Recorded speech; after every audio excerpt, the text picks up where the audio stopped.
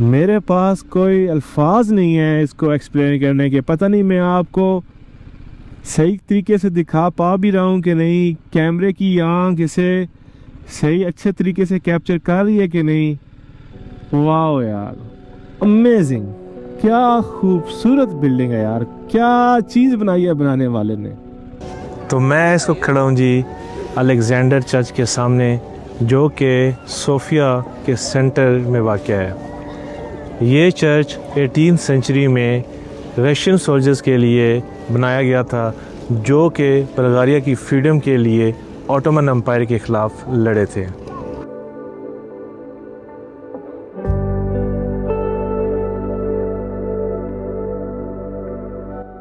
कहा जाता है कि ये चर्च बाल्कन कंट्रीज़ के सबसे बड़े चर्चेज़ में से एक है।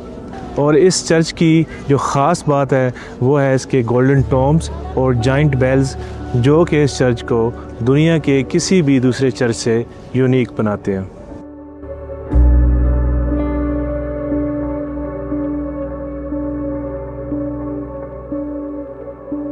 क्या खूबसूरत वाइब थी यार इस अलेक्जेंडर नेव्स्की चर्च की या कैथेड्रल की।